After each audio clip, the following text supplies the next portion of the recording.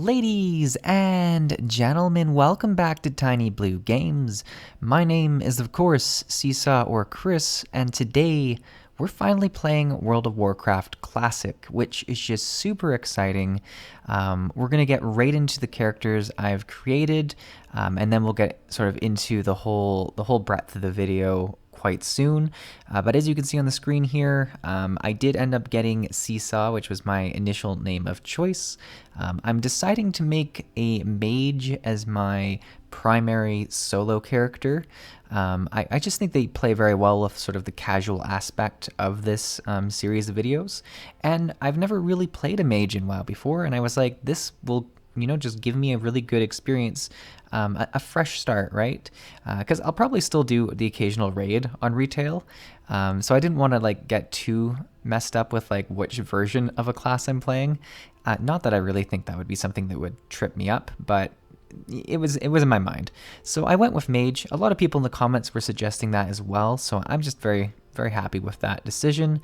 It is a gnome because A, I love gnomes, B, they're actually good stat-wise for mages, so win-win.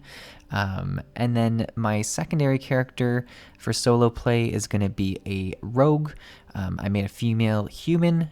Their name is Seabokes, is how I pronounce this. It's funny, as a kid, I was super into naming all my characters with a C in front of them, like a C and then a word. And I really wanted my rogue to be called Seabox, like C-B-O-X, but that was taken. So I was like, let's do Seabokes just cuz. And it was a rogue, a night elf rogue back then. So here we go. I just made it a human just because it has a bit more better stats for the rogue. And yeah, I'm pretty excited about that as well. And then the final character here is Sea Salt. It is my warlock who will be doing group play with my friends. What do we have? We have a warlock, we have a priest, we have a warrior tank, and a hunter. So we've got a fun little group. I did gnome again because I have a problem with gnomes, and like a good problem. I guess it depends on what stance of gnomes you have, but I have an obsession with them. And B, once again, good stats for the warlock. So that's kind of where we are. I'm really excited about all the characters, but let's get into the game.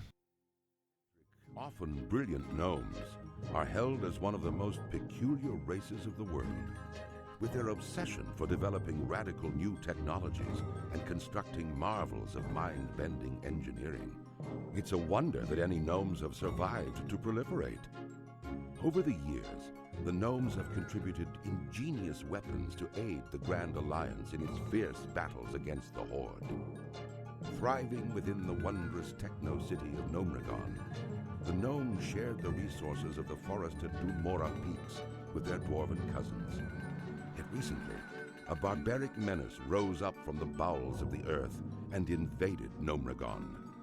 Aided by their dwarven allies, the gnomes fought a valiant battle to save their beloved city. Nevertheless, Gnomragon was irrevocably lost. The surviving gnomes fled to the safety of the dwarven stronghold of Ironforge. There they remain, devising strategies to retake their city.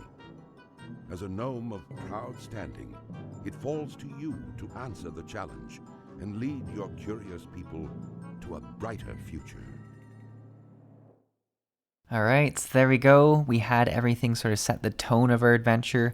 There is something grand about that introduction to your race. I think it really brings you into the story and gives you a good feel.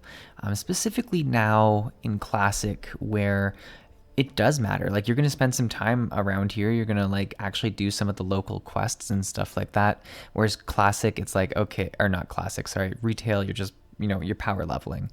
That's what it feels like. And in this game, I'm actually just taking everything in.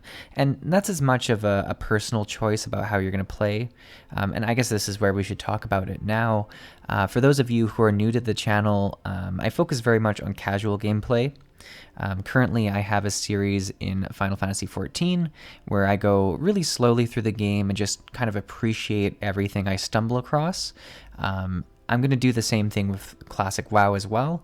I think I'm actually like extremely excited to be doing both of the series at the same time, because one of the things people say about Final Fantasy XIV is that it does carry a bit more flavor of Classic WoW. It's obviously got a lot of like new features, but it does have certain elements. So I really wanted to see what the crossover there was. I mean, obviously, any MMO you play, you see how they're inspired from one another. So I'm just really excited. I've also never played Vanilla WoW. I started back in Wrath of the Lich King, so this is all fairly new. I mean, obviously, I've seen the starting zones and stuff like that, but in terms of when we get to, I mean, even the grind to level 60, feeling that level of difficulty, not having flying mounts, a lot of the content that's going to become main content for me, it's all new. So I'm just really excited about this entire series, and I'm excited to see where it takes me. The very important thing that I've already noticed is that I wanted to put my headphones on and really listen to the music while I level and sort of get a feel for the environment.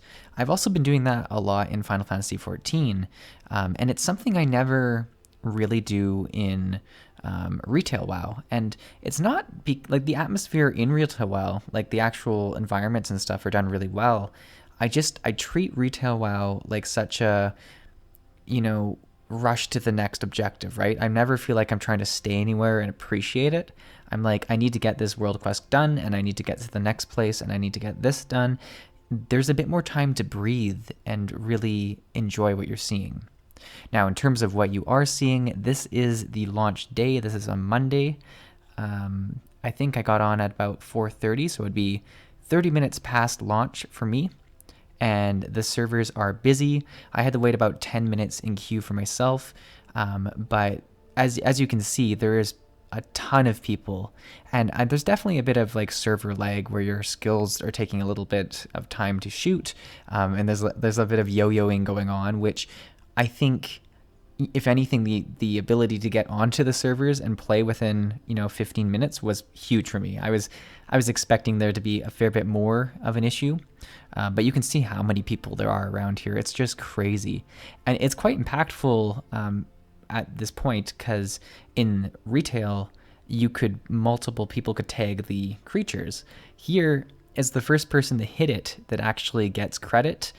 If you kill it after the fact, you're just helping them kill them quicker. So what I very quickly realized is that on my mage, I should actually just be hitting them once with my staff and then start doing my very slow casting.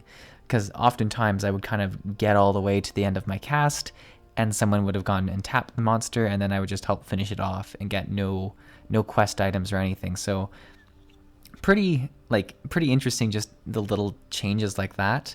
The other shift that I saw initially was the text of the quests, how it would slowly print and like go at sort of reading pace for you. I had to change this right away because I don't know. I mean, and this is exactly the thing that happened to me in Final Fantasy XIV. World of Warcraft has taught me so much to skip through, text and stuff like that. But maybe I should really pay attention to even just these little quests and get more of a feel for the world. It certainly has helped me a lot in Final Fantasy XIV, specifically with the main scenario quests. I don't do it for every little side quest, but there is something to be said about actually paying attention to why you're doing a quest and getting that background lore of the zone and stuff like that. So it is something that I might look at. But at the moment, I just removed it, and it's a very quick setting that I will leave on in the video, where you just go and remove that, or make it so it's instant text as well.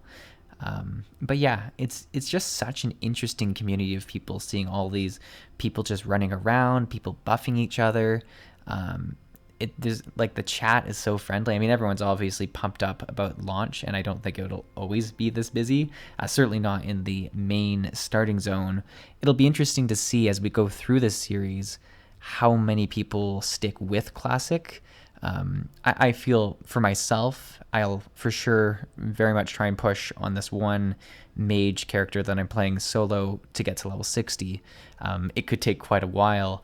I'm quite a slow player. Anyone who is a part of this channel and watching the Final Fantasy 14 playthrough, you know exactly how slow I am. So it'll be a while, but I think it's a really enjoyable situation because I do like to try and take the time to explore each dungeon and kind of give my thoughts on it and stuff like that. So if that's something that interests you at all, or if you just like watching someone who plays slower than yourself to make yourself feel really speedy, because I get that. If you enjoy that, that's good too.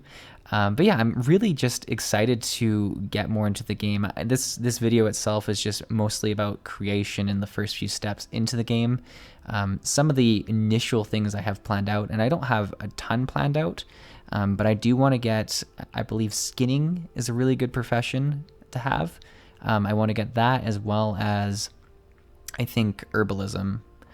So I can grab a couple different gathering skills to start making some basic income, and then as well as fishing and some of the secondary professions. I'll probably switch to some different professions once I do have a nice start of income, but a lot of people have recommended starting with those very basic gathering professions to make some income while there isn't anything on the auction house, right? So very cool.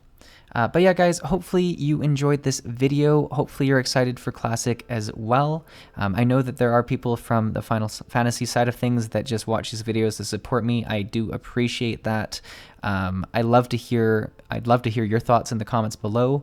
What class are you making if you are trying WoW Classic? What class are you starting with? Thank you for watching, guys. I'll see you in the next video.